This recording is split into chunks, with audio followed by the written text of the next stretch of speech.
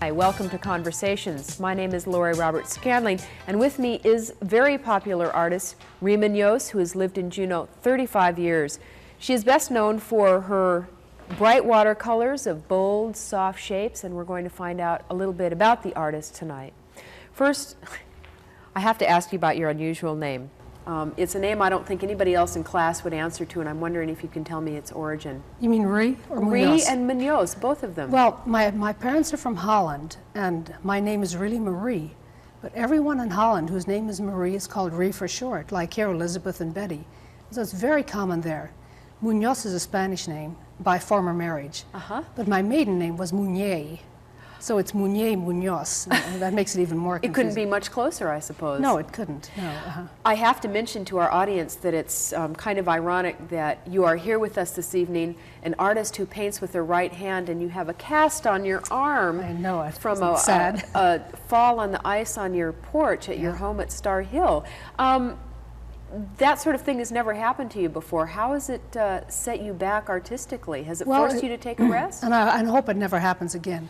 It sets me back 6 weeks exactly. I'll be miraculously cured on the 21st of this month. The doctor says it's healing perfectly and everything. So what I'm doing at home now is kind of mucking out, doing things that I should have been doing all these years and haven't done, such as getting slides in order and just in general, cleaning out the files and stuff like that. Did you go through any personal crises with your, the tool of your vocation being laid up, so to speak? No, not at all. The lucky thing was that I just finished painting for a show at the Artique, and the next show is coming up in November at the Rie Museum in Seattle. So it happened at a good time, if it was going to happen at all. Furthermore, I got out of baking Christmas cookies and stuff like that. Didn't have to send too many Christmas cards. Meeting the holiday obligations. Yeah, right. I got out of most of that. How many pieces a year do you produce? Do you know? Well, yes, roughly I know. I try to do, or what I should say, I do between 60 and 85 per year. Some years a little more, some years a little less. It just depends on what shows I have, and also how much distractions, how many distractions I have. Maybe you could tell us a little bit about what kind of training you have and how you wound up being an artist. Were you ever anything else? Not really, no. My training has been rather sparse. I was in the wax during World War II, and I was sent to Washington and Lee University in Lexington, Virginia, where I took courses in satin stage design and also costume design. And then in Alaska, I've taken some courses at the University of Alaska. But no very formal training? No, not much. I also took the correspondence course of famous artists. Which Is that right? Excellent, excellent, yeah. I got a lot out of that. That's where you draw the deer on the matchbook and go to school? No, that's another one. Oh, that's another one. I never tried for that one. No, this is an entirely different one, but it's a very good one. Well, I'll be darned. How did you arrive at the style that is now so identifiable and in fact is I don't know if I should say plagiarized or copied by other artists, but certainly those bright, bold shapes and colors. What brought you to that? Did you begin doing that sort of thing? Well, actually, the really interesting thing is that I used to paint in oils. And when I painted in oils, my work was very representational. And I tried to make it very representational. Realistic. Realistic, And then around 1951, or around that time, 1950 even, I was introduced to casein by Jenny Werner, who is an artist, used to live in Juneau, now lives in Seattle. And she said you can be so free and easy with caseins. And caseins. Yeah, it's a milk base color that you use with water. It's like watercolor or acrylic. But it's not exactly watercolor. No, not exactly. I see. Very close to it. It's also like it's a refined type of poster paint. And she said, you know, you don't have to paint on canvas. You can paint on paper. And so right away you start thinking that this might be more fun. And the minute I started painting with caseins, I started doing things that were not realistic, that were just a lot more fun. But then also over the years, my art it does evolve slowly, you know, my style. In what ways? Presumably it gets better, you know. How would you describe the style change? I would say the easiest way to describe it is that my work has gotten simpler. I've put in less details and still tried to convey what I'm trying to convey. I've seen many of your pictures, and I'm wondering if you ever feel that your style's in a rut, that everybody says, oh, that's a Rie Muñoz. Would you like to be a little bit, maybe more, I don't know what the word is, maybe surprise people a little bit more with your style? Does it bother you that it is so identifiable? I could really surprise him if I painted with this hand now. No, I don't find that a handicap at all. It's a style that I just really like to use. It's my own style. I mean, it's something that I just automatically use. It's as if it's your signature. Yeah, I can express myself well with that style, and so I'm very happy with it. What is it about it that makes you like it? What qualities does it have that I have no work for idea. you? I mean, I just really like this style. As I said, it conveys what I want to convey. How do you feel when you see works by artists and the work is very similar to your style? Well, I think it's kind of tacky. You know, they say people are supposed to be thrilled and pleased if they're being copied, but The highest form of flattery, yes, supposedly. but I really don't think it is.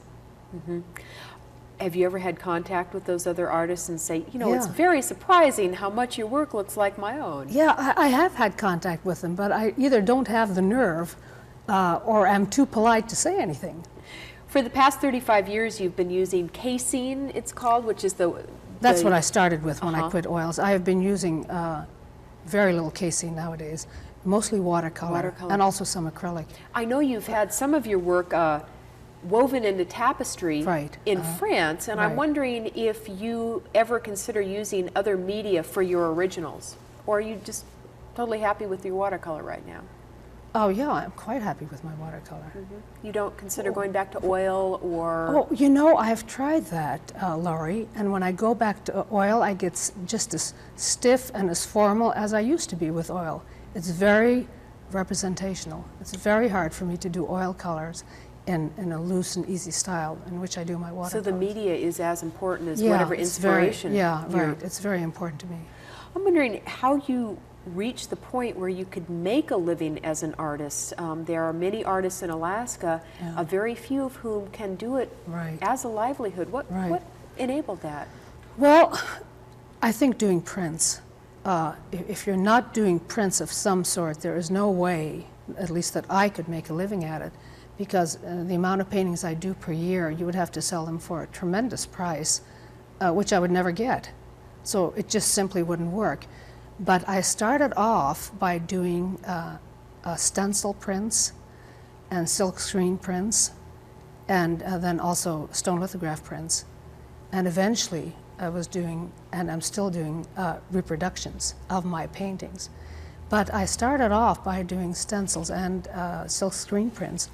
And Inez Gregg, who had the bookstore at the time, where the Barron's department store used to be, she had a very small bookstore and wanted to have one artist, and so she asked Dale DeArmond if she would show her work there, and Dale did for a number of years.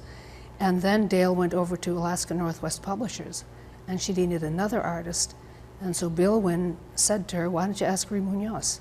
And so she did. And I started selling my prints in her place.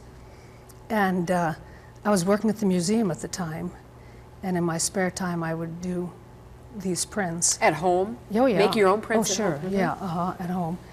And also about the same time, when I got my job at the museum, I bought this house I'm still living in on Star Hill, which at the time I bought for $7,000. So I paid. You can't buy a car for $7,000. I know it, but that was back in '68, I think it was. Just amazing. I still can't believe it. And so, being a frugal Dutchman, I paid off that house as fast as I could, because here I had this fabulous, well-paying state job at the museum.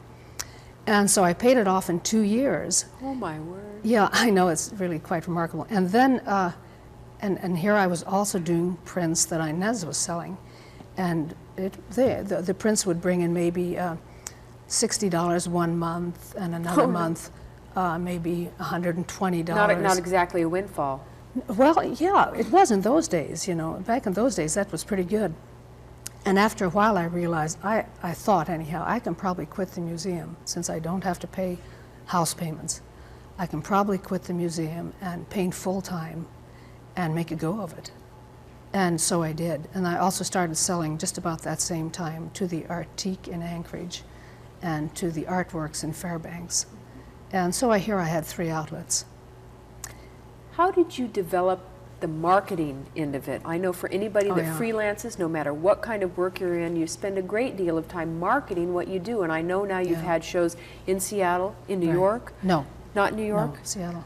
In Seattle. And how much time do you spend on that? Is it part that you like or don't like? How did you develop the skill at that? It's a part that right now I don't have much to do with.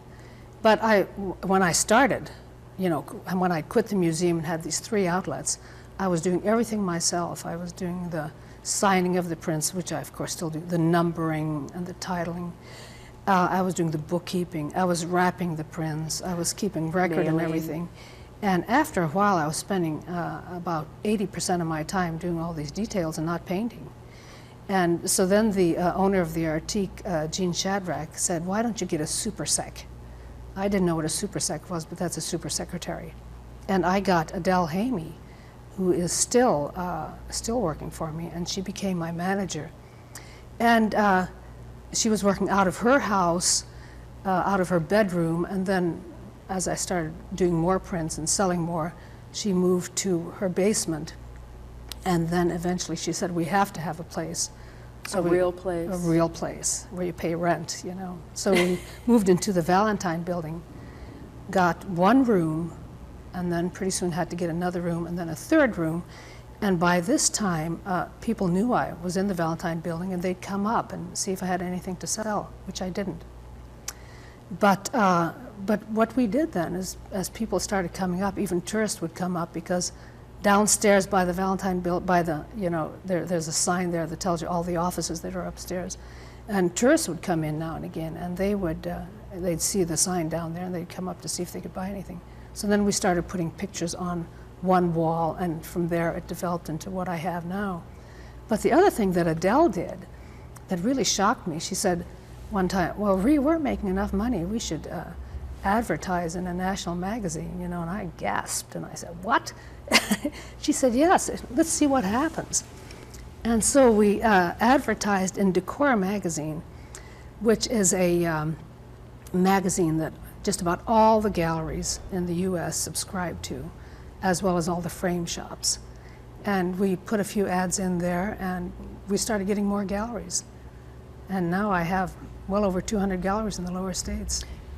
That carries your work? Right, That's amazing. Yeah, I know. Do you ever feel... So I blame it all to her, on her. Thanks a lot, Adele. Yeah. She's still your manager. She must be doing a fine job. I'm wondering if you ever feel, obviously the commercial aspect is a very necessary, it's critical to your own success. Right, yeah. Do you ever feel that it collides or conflicts with the sheer artistry of what you want to be doing?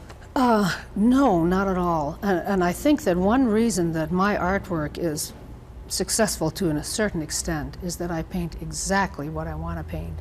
I never think what will sell, you know. I never think of that.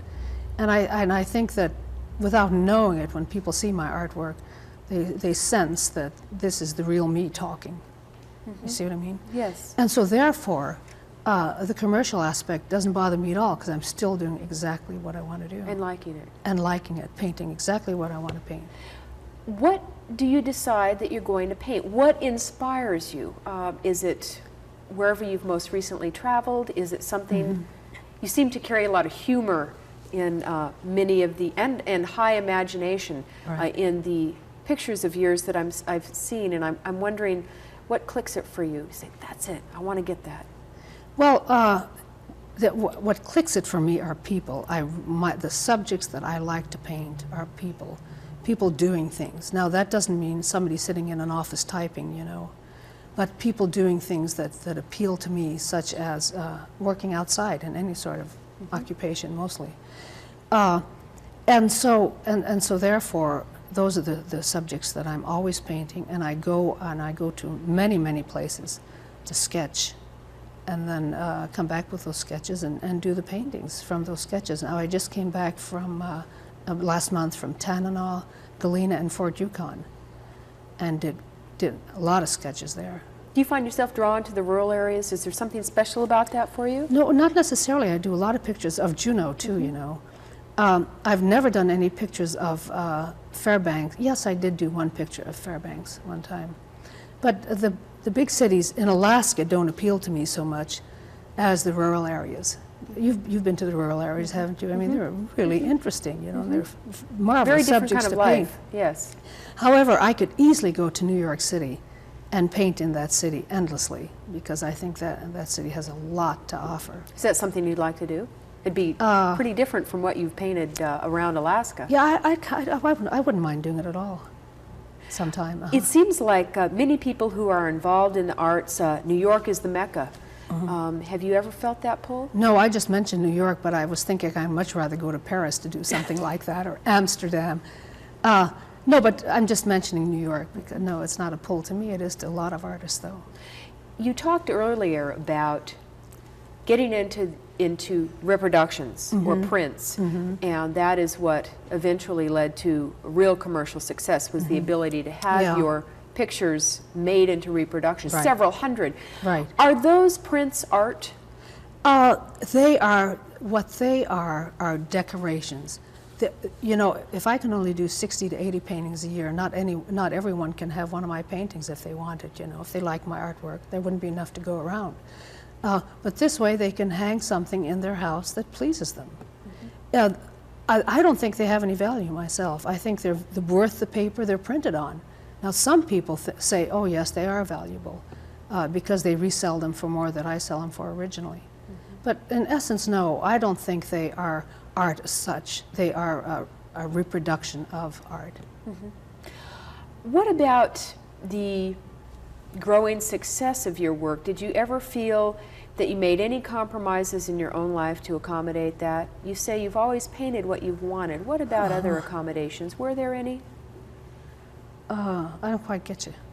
Did you, say, give up free time or traveling that you might have wanted to have done, or stay at home time for any kind of painting time, inspiration time, that sort of thing? I really like to paint better than anything else.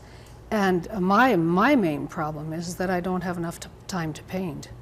I have a lot of distractions, many of them loads of fun, you know, like all my loads of what? Loads of fun, like all my good friends here in Juneau, you know. Things that you want to be doing also, but... Yeah, right, But no, I really like painting tremendously, and that's the one thing I like to do more of rather than... Is there a particular time of day that you prefer to do it? Some people say, oh, I can't function in the morning, or... Yeah, morning is the best time for me.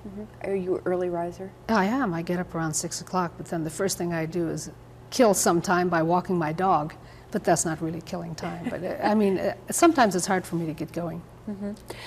Do you consider your own art serious art, talking about prints being art and whatnot?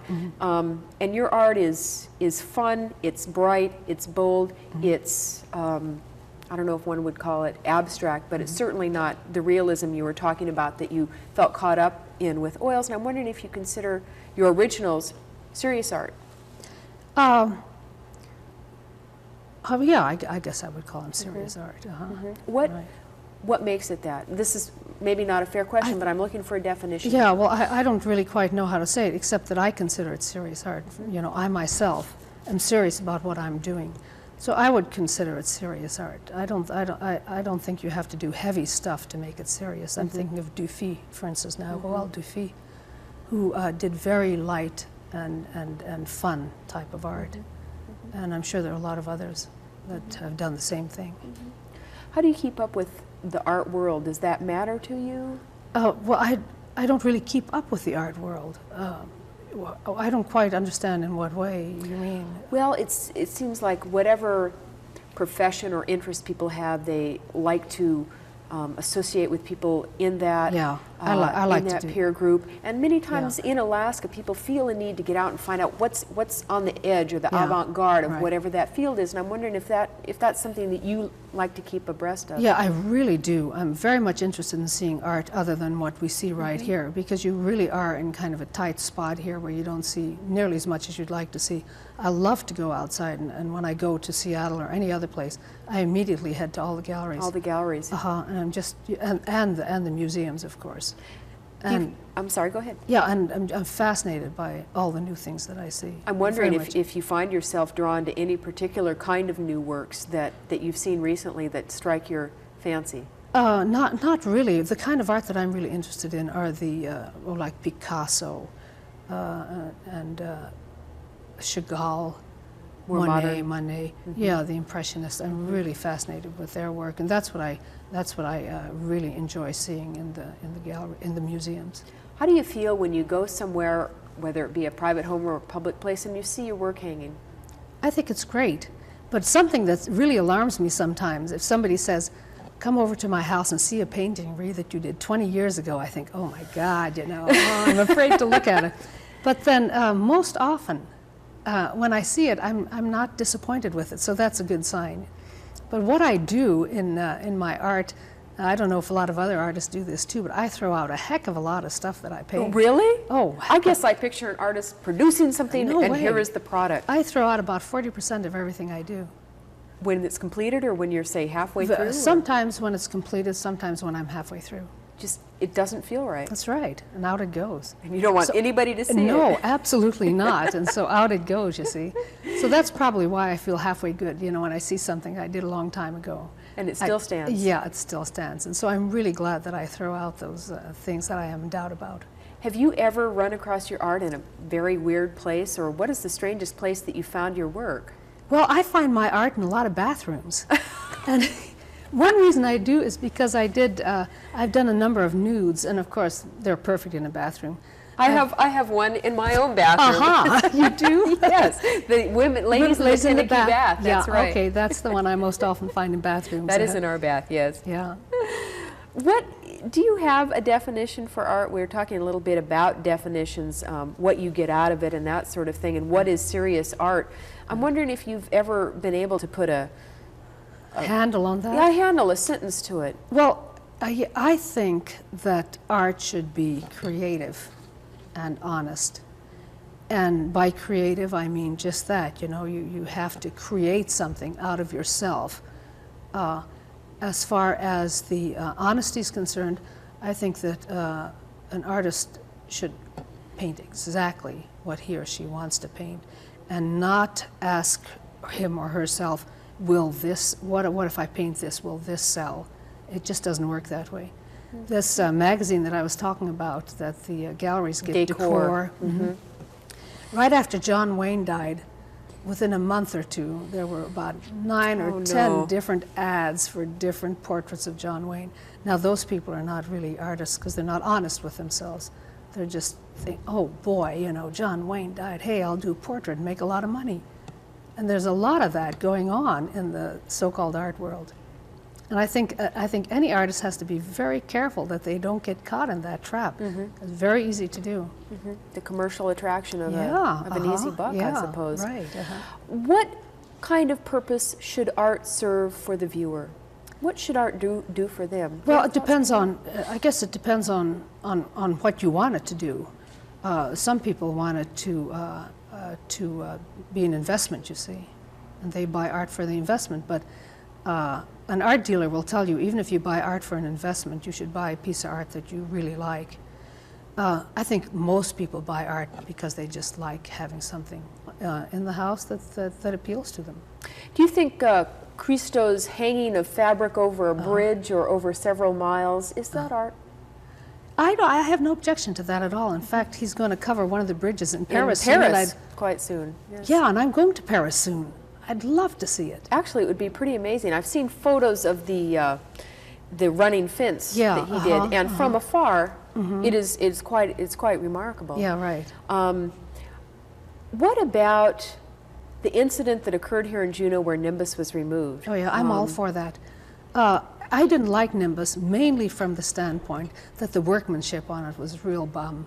I mean, there were little dents if you looked up Oh, close. you mean the actual, how Yeah. he structured it? Well, the foundry, how they put it together. It was very poor workmanship, so I'm glad that it's gone. I have no objection to art being removed if people don't like it. By the way, that's not the first time art in public places has been removed from an area. In Alaska? No, in the U.S. It happened in New York and another city, I don't know where. But there was such a terrible objection to it by everybody that they were simply removed. And the public has a right to hate it and Sure they do. get it out of don't there. They? Yeah, they do. What about the funding of art? There is much discussion as the present administration has been cutting back funding to the various foundations that provide money to artists. And Alaska, on the other hand, has a 1% program where there is a guaranteed amount of public funding to artists on public projects. What kind of thoughts do you have on how artists should be supported? Well, the thing that I'm concerned about in art in public places is if you let a committee choose a piece of artwork, you're not necessarily going to get the best piece of artwork. You mean that you may get something that appeals to a group, but in itself maybe has little value? It might just simply not be good. Whenever you get a committee together, you know, they all have to agree, right? They all have to compromise. And to pick one of a number of pieces of artwork, they might have to compromise. And that's why I say a committee need not, by any means, pick a good piece of art. What about the funding for it? Do you think that's important to have public funds available for artists? Well, I'm kind of biased on that because I make my own money, and so I'm not too interested in that. You've myself. not participated in that program then? You know, I have, only from the standpoint that twice I was asked to do some artwork. You know, in this art in public places, a committee need not necessarily choose from a bunch of work. In some cases, they're allowed to select an artist. I wouldn't mind participating in it because there's a lot of money in it. You know, artists get paid very well, but you can spend all your time entering these blasted contests because these bids or whatever you call them come out, you know, once a month or more often, and you can also participate in the ones from other states. So you could be spending all your time painting pictures for contests rather than to be chosen by a committee, and your chances, you know, you'd burn out so fast. We have just a few seconds left, and I have one final question for you. Is there a particular painting or two for which you'd like to be remembered? Yeah, but I can't think of one right now. I like Peaceable Alaska very much, which is after The Peaceable Kingdom by Edward Hicks. I like that one very much. I think that's with the black background and the animals. I have that one too. That's a beautiful one. That's what made me think you had showed in New York because it talked about Expo in New York, as I recall. Yeah. Well, thank you for joining us. We've been Thanks a talking lot. with well-known artist Rie Muñoz on Conversations. My name is Laury Scandling, and thank you for joining us.